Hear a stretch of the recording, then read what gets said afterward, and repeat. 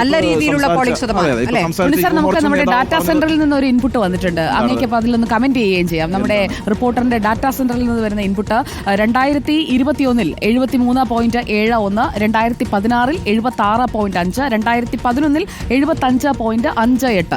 ഇതാണ് നമ്മൾ കണ്ട ഫിഗേഴ്സ്. ലോക്സഭയിലേക്ക് വരുമ്പോൾ 2014 75.4 ആയിരുന്നത് ഇപ്പോൾ കഴിഞ്ഞ ഏറ്റവും ഒടുവിൽ നടന്ന ലോക്സഭാ തെരഞ്ഞെടുപ്പാണ്. അതിൽ 66.65 താഴ്ന്നിട്ടുമുണ്ട്.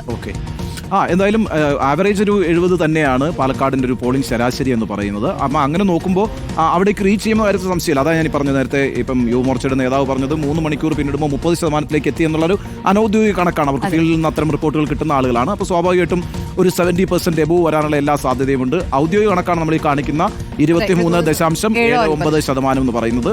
ഇനിയും അത് അപ്ഡേറ്റ് ചെയ്ത് വരാനുണ്ട്. അപ്പം ആ അർത്ഥത്തിൽ ഒരു നല്ല പോളിംഗ് നടക്കും ഇപ്രാവശ്യം പാലക്കാട് എന്ന കാര്യത്തിൽ അല്ലെങ്കിൽ തന്നെ ഒരു സംശയവും വേണ്ട. കാരണം അത്രയും രസകരമായി നടന്നൊരു കോൺടെസ്റ്റ് ആണ്. അതിനകത്ത് എല്ലാവരും പാർട്ടിസിപ്പേറ്റ് ചെയ്യാൻ തീരുമാനിക്കും. തൻ്റെ സമ്മതിദാനാവകാശം ഇപ്രാവശ്യം ഉപയോഗിക്കുമെന്ന് തീരുമാനിച്ചിട്ടുള്ള വോട്ടർമാരാണ് പാലക്കാട്ടുള്ളത് എന്ന് തന്നെ നമുക്ക് മനസ്സിലാക്കാം. പിന്നെ നോ അൺടുവേർഡ് ഇൻസിഡൻസ് അല്ലേ, ഇതുവരെ നമ്മൾ വളരെ സമാധാനമായി വോട്ടർ പുരോഗമിക്കുന്നു. അത് അക്കാര്യത്തിൽ രാഷ്ട്രീയ പാർട്ടികൾ പ്രത്യേകം ശ്രദ്ധിക്കുന്നു. കാരണം എന്താ അറിയാവോ, ഇപ്പൊ എന്തെങ്കിലും തരത്തിലുള്ള ഒരു അക്രമ പ്രവർത്തനം സംഭവിച്ചാൽ പിന്നെ ആളുകൾ പോളിംഗ് ബൂത്തിലേക്ക് വരില്ല. അത് എല്ലാ രാഷ്ട്രീയ പാർട്ടിയെയും ബാധിക്കും. അതുകൊണ്ട് തന്നെ ആ റിസ്ക് ഒന്നും ആരും എടുക്കില്ല.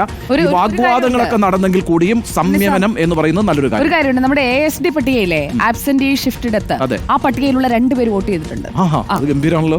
അവർ വോട്ട് ചെയ്യാം, പക്ഷെ അവർ വോട്ട് ചെയ്തതിന് കൂടുതൽ പരിശോധനകളിലൂടെ കടന്നു പോകും.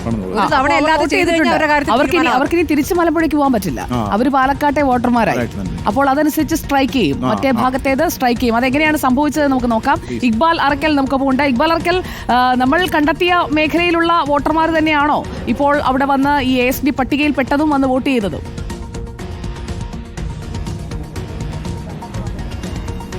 സുജി, തീർച്ചയായും 176 ബൂത്തിലാണ് ASD പട്ടികയിൽപ്പെട്ടുള്ള 2 ആളുകൾ എത്തി വോട്ട് ചെയ്തത്. രാവിലെ 8:30 മണിക്ക് മുമ്പായിരുന്നു ഈ 2 ആളുകളും 176 ബൂത്തിലേക്ക് എത്തിയത്.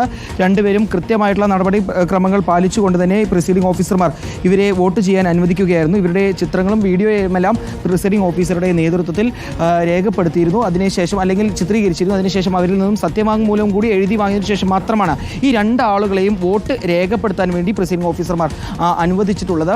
ഞാനിപ്പോൾ ഉള്ളത് 176 ബൂത്തിലാണ്. 176, 176A, 178 ഈ 3 ബൂത്തുകളും പ്രവർത്തിക്കുന്നത് പാലക്കാട് കണ്ണാടി കിണാശ്ശേരിയിലുള്ള CJB സ്കൂളിലാണ്.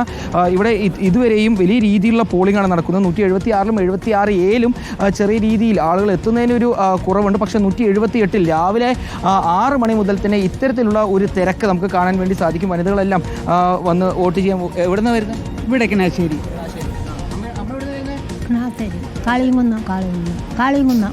എത്ര വയസ്സായി? 75. കുറേ വോട്ടായി പോലെ. കുറേ വോട്ടായി. ക്യൂ നിൽക്കുമ്പോൾ ബുദ്ധിമുട്ടുണ്ടോ? വരി നിൽക്കാൻ ബുദ്ധിമുട്ടുണ്ടോ? അല്ല, പിടിച്ച് നിൽക്കുന്നേ. അതിനിടയിൽ 76 വയസ്സുള്ള അമ്മയെ നമ്മൾ പരിചയപ്പെട്ടു. അതിനിടയിൽ തന്നെ ഒരു കൊച്ചു മിടുക്കനും കൂടി ഉണ്ട് അല്ലേ? എത്ര വയസ്സുള്ള? 3 വയസ്സ്. 3 വയസ്സുള്ള ഒരു കുട്ടിയും കൂടി ഈ പോളിംഗ് ബൂത്തിലേക്ക് എത്തിയിട്ടുണ്ട്. അമ്മയുടെ കൂടെ വോട്ട് ചെയ്യാൻ വേണ്ടി എത്തിയ കൊച്ചു മിടുക്കനാണ്.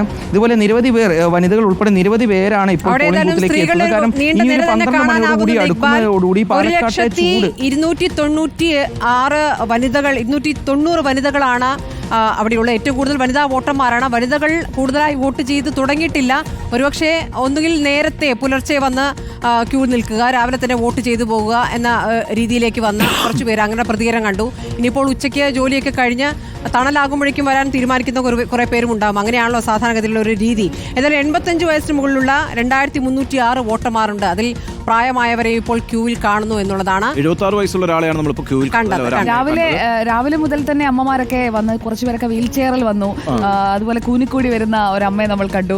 അങ്ങനെ ഭക്ഷണം കഴിക്കാതെ വരുന്ന അമ്മമാരെ. അതെ, രാവിലെ 76 വയസ്സുള്ളവരെയൊക്കെ ഉണ്ടല്ലോ കുറച്ചുകൂടി ഒരു മുൻഗണന നൽകി നേരത്തെ കടത്തിവിടാനുള്ള സംവിധാനം. ശരിക്കും പറഞ്ഞാൽ നമ്മളെ മറ്റേ ഈ വീട്ടിലോട്ട് ആ ഓപ്ഷൻ ആരും ഉപയോഗിച്ചിട്ടില്ല. തെരഞ്ഞെടുപ്പിൽ, ലോക്സഭാ തെരഞ്ഞെടുപ്പിൽ വീട്ടിലോട്ട് ഉണ്ടായിരുന്നു. ഇത്തവണ പക്ഷേ എല്ലാവരും അവിടേക്ക് വരികയാണ്. അതിനായിട്ടുള്ള വാഹനവും മറ്റു സൗകര്യങ്ങളും ഒക്കെ ഒരുക്കുന്നുണ്ട്.